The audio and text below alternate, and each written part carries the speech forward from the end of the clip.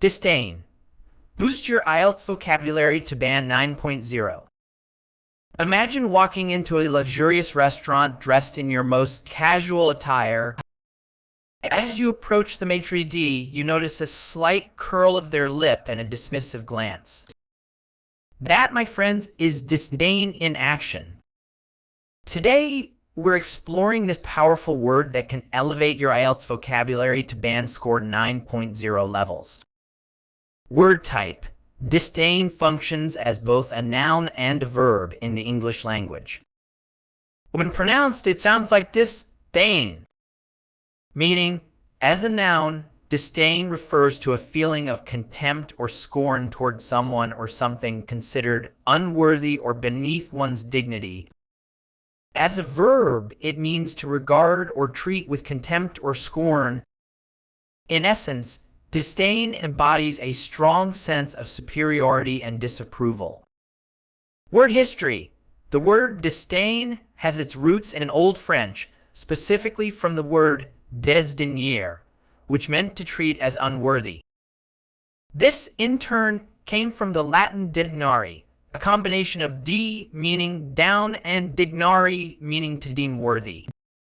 The evolution of this word reflects its core meaning of looking down upon something or someone. Antonyms.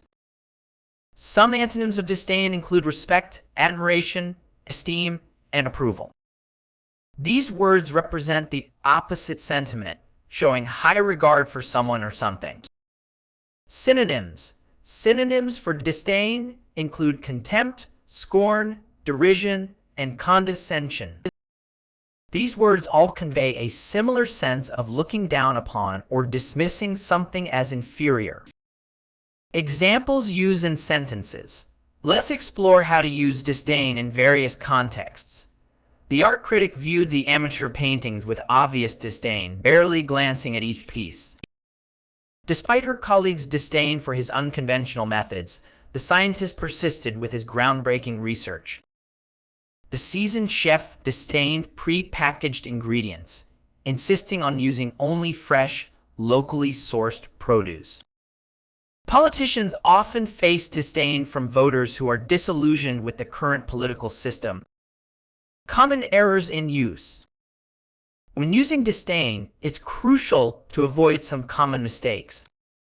First, remember that disdain is typically followed by for when used as a noun and to when used as a verb.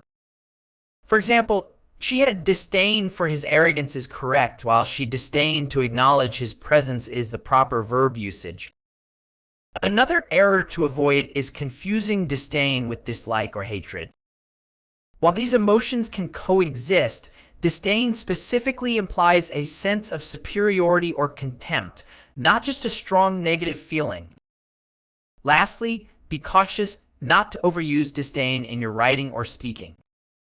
It's a powerful word that should be reserved for situations where you want to convey a strong sense of contempt or superiority. Mastering the use of words like disdain can significantly enhance your vocabulary and help you achieve that coveted band score 9.0 in IELTS. Remember, the key to using such sophisticated vocabulary effectively lies not just in knowing the definition, but in understanding its nuances and applying it appropriately in various contexts. Keep practicing, and soon you'll be wielding words like disdain with the confidence of a linguistic virtuoso.